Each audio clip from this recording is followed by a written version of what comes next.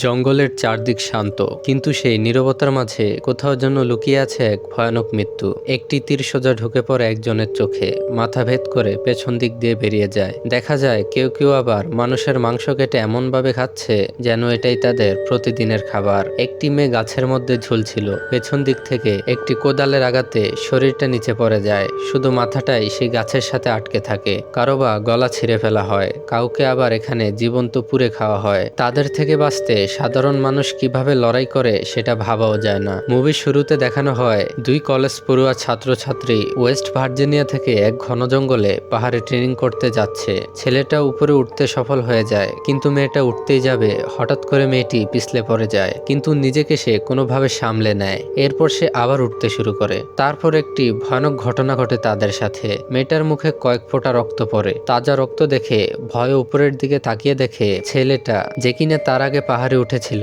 পাহাড়ের উপর মৃত অবস্থায় পড়ে আছে। তখনই হঠাৎ কেউ তাকে পেছনে টেনে নিয়ে যায় এবং উপর থেকে ছুঁড়ে ফেলে দেয়। মেয়েটা সবকিছু দেখে প্রচন্ড ভয় পেয়ে যায়। এরপর দেখা যায় মেয়েটির দড়িতে কেউ টানতে শুরু করে। এবার যেন মেয়েটির পালা। মেয়েটির নিজের দড়ি কেটে ফেলে এবং সে নিচে পড়ে যায়। সে দেখে পাশে তার বন্ধু মৃত অবস্থায় পড়ে আছে। সে কিছু বুঝে ওঠার আগেই লক্ষ্য করে জঙ্গলে কেউ যেন তাদের দিকে আস্তে আস্তে এগিয়ে আসার চেষ্টা করছে। নিজেকে বাঁচাতে মেয়েটি ভয়ে কাঁপতে কাঁপতে দৌড়াতে শুরু করে। আশেপাশে কিছু দেখা যাচ্ছে না, শুধু ঘন জঙ্গল। হঠাৎ করে তার পা একটি কাঁটার মতো ধারালো ফাঁদে আটকে যায়। সে চিৎকার করে ওঠে এবং মাটিতে পড়ে যায়। আর এর মধ্যেই কেউ যেন তাকে জোরে জোরে টানতে টানতে নিয়ে চলে যায়। এরপর কেটে যায় বেশ কিছু সময়। একজন মেডিকেল স্টুডেন্ট, যার নাম ছিল ক্রিস, সে কাজের জন্য ওয়েস্ট ভার্জিনিয়ার এক পাহাড়ের উপর দিয়ে যাত্রা শুরু করে। কিন্তু ক্রিস একটি বড় ট্রাফিকের মধ্যে আটকে যায়। তাদের অনেকটাই দেরি হয়ে যাচ্ছিল, ফোনেও নেটওয়ার্ক ছিল না। তাড়াহুড়ো করে শর্টকাটে যাওয়ার লোভে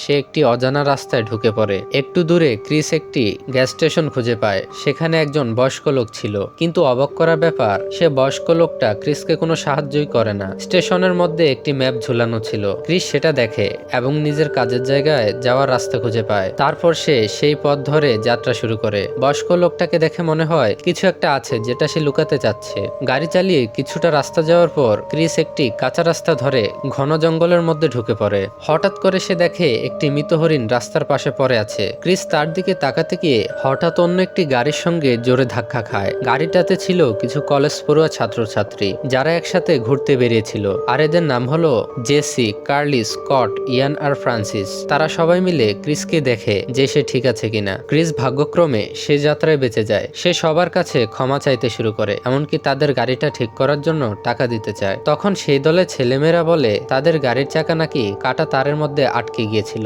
এবং যার কারণে গাড়িটা রাস্তার মাঝখানে থেমে যায়। তারা তখন বলে কাটা তারগুলো নিশ্চয়ই কেউ এখানে ইচ্ছে করে পেতে রেখেছে। দেখে মনে হচ্ছিল কোনো জন্তু ধরার জন্য ফাঁদ পেতে রেখেছে। এই ঘন বন জঙ্গলে তারা পুরো একা। এখানে খুব কম মানুষই যাওয়া আসা করে। ক্রিস এবং বাকি ছেলেমেয়েরা একসাথে সাহায্য চাইতে বনের মধ্যে বেরিয়ে পড়ে। শুধুমাত্র ইয়ান ও ফ্রান্সিস গাড়ি পাহারা দেওয়ার জন্য গাড়ির কাছে অপেক্ষা করতে থাকে এবং জঙ্গলের মধ্যে হঠাৎ একটি অদ্ভুত আওয়াজ শোনা যায়। ইয়ান সেদিকে চলে যায়। কিছুক্ষণ পর ফ্রান্সিস তাকে খুঁজতে বের হয় এবং সে যা দেখে সেটা খুবই ভয়ানক ছিল। কারণ সে দেখে জঙ্গলের মধ্যে ইয়ানের একটি কাটা কান পড়ে আছে। ফ্রান্সিস প্রচন্ড ভয় পেয়ে যায় এবং তখনই তাকে কেউ পেছন থেকে মুখের মাঝে ধারালো তার জড়িয়ে হামলা করে। অন্যদিকে দেখা যায় ক্রিস এবং বাকি তিনজন বনের মধ্যে একটি ছোট মৃত জন্তু খুঁজে পায়, কিন্তু তারা এতে বেশি মাথা ঘামায় না। কিছুক্ষণ পর তারা একটি অদ্ভুত কেবিন খুঁজে পায়। ক্রিস দেখে সেই কেবিনের মধ্যে কেউ নেই। সে ফোন খোঁজার জন্য বাড়িতে ঢুকে পড়ে। বাড়ির ভেতরে অনেক খাবার দাবার পড়েছিল, এমনকি মাংসের স্যুপ বানানো হচ্ছিল। কিন্তু অবাক করা ব্যাপার, বাড়ির মধ্যে কোনো মানুষ নেই। আশেপাশে অনেক পুরনো ধুলো পড়া জিনিসপত্র পড়েছিল। সে ধীরে ধীরে একটি ফ্রিজের কাছে যায় এবং ফ্রিজটা খুলে যা দেখে তাতে তার পায়ের তলার মাটি সরে যায়। সে দেখে অনেকগুলো কাচের বোতলের মধ্যে মানুষের নানা ধরনের অঙ্গ পতঙ্গ রাখা ছিল এবং এক সময় কার্লি বাথরুমের ভেতরে হঠাৎ একটি মানুষের কাটা হাত দেখে চিৎকার করে ওঠে। অন্যদিকে জেসি রাস্তায় যেমন কাটা তারগুলো পড়েছিল ঠিক তেমনই কাটা তারগুলো দেখে চমকে যায়। এতক্ষণে সবাই বুঝে যায় তারা এমন এক জায়গায় এসে পড়েছে যেখানে মানুষ শিকার করা হয়। রাস্তার মধ্যে কাটা তার বিছিয়ে মানুষ শিকার করে। সবাই এতে প্রচন্ড ভয় পেয়ে যায় এবং পালাতে গিয়ে তারা দেখে বাড়ির সামনে একটি অজানা গাড়ি এসে পড়েছে। এমনকি ফ্রান্সিস যে গাড়িটাকে পাহারা দিচ্ছিল সেই গাড়িটাও তারা নিয়ে এসেছে। এর মানে এই বাড়িতে যারা থাকে তারা ইয়ান এবং এবং ফ্রান্সিসকে মেরে ফেলেছে, আর তারাই এই গাড়িটাকে নিয়ে এসেছে। ক্রিস এবং বাকিরা খুব ভালো করে বুঝতে পারে যে তারা এখানে আটকে পড়ে গিয়েছে। তারা কোনোভাবে বিছানার নিচে লুকিয়ে পড়ে এবং হঠাৎ এই ভয়ঙ্কর রাক্ষসের মতো দেখতে মানুষগুলো ফ্রান্সিসের মৃতদেহটাকে টেবিলের উপর রাখে, যেটা দেখে ক্রিস ভয়ে কাঁপতে শুরু করে, কিন্তু সে একটাও শব্দ উচ্চারণ করে না। তারা লুকিয়ে লুকিয়ে দেখে ফ্রান্সিসের হাঁটা কাটা হচ্ছে। একটি ধারালো ছুরি দিয়ে ফ্রান্সিসকে ভয়ানকভাবে কেটে টুকরো টুকরো করে ফেলে এরা আসলে কৃত্রিম মস্তিষ্কের মানুষ, যেটা কিনা এক ধরনের মানসিক রোগ। অন্যভাবে বলা যায় এরা মানুষ খেকো, যারা কিনা মানুষের মাংস খেতে ভালোবাসে। এদের কাজ হলো জঙ্গলের মধ্যে সাধারণ মানুষকে ধারালো তারের মধ্যে ফাঁসিয়ে দেওয়া এবং তাদের ধরে নিয়ে আসা। তারা কেটে কেটে তাদের মাংসগুলোকে রান্না করে বা কখনো কাঁচা মাংসই খেয়ে ফেলে। এদের মধ্যে একজনের 3টি আঙ্গুল, আরেকজনের কাটা হাত, আরেকজনের একটি চোখ ছিল। এরপর এক সময় যখন নরখাতকগুলো ঘুমিয়ে পড়ে, তখন ক্রিস, জেসি, কার্লি এবং স্কট ধীরে ধীরে বাইরে বেরিয়ে আসে। যখন তারা বেরোতে যাবে, এমন সময় একজন নরপিশাচের ঘুম ভেঙে যায়। ক্রিস এবং বাকিরা জঙ্গলের দিকে প্রাণপণে দৌড়ায়। প্রাণ বাঁচানোর জন্য ছুটে গিয়ে তারা জঙ্গলের ভেতর ঢুকে পড়ে। তারা দৌড়াতে দৌড়াতে এমন একটি জায়গায় এসে পৌঁছায় যেখানে অনেকগুলো গাড়ি রাখা ছিল, আর আশেপাশে মানুষের জিনিসপত্র ছড়ানো দেখে বোঝাই যায় এই নরপিশাচগুলো অনেক নির্দোষ মানুষের প্রাণ নিয়েছে। ক্রিস এবং বাকি সবাই লুকিয়ে লুকিয়ে দেখে কিছুটা দূরে নরখাতকগুলো নিজেদের গাড়ি থামিয়ে তাদের খোঁজাখুঁজি করছে। তখন ক্রিস একটা পালানোর প্ল্যান বানায়। যেভাবেই হোক জঙ্গল থেকে পালাতেই হবে। সে বলে সে ভুল দিশায় দৌড়াবে, যাতে সে ভয়ঙ্কর পিশাচগুলোকে তার পিছনে লাগিয়ে দিতে পারে। সে ভুল দিশে দৌড়ায়, আর এই সুযোগে বাকিরা সেই নরপিশাচদের গাড়িটা নিয়ে পালাতে শুরু করে। ক্রিস জঙ্গলে চিৎকার করতে করতে দৌড়াতে শুরু করে। দুর্ভাগ্যবশত একজন নরপিশাচ ক্রিসের পায়ে গুলি করে দেয় এবং তার দিকে ছুটে আসে। স্কট তখন অন্যদিকে দৌড়ায়, যাতে সেই নরপিশাচগুলোর ধ্যান অন্যদিকে নিয়ে যাওয়া যায়। ঠিক এই সুযোগকে কাজে লাগিয়ে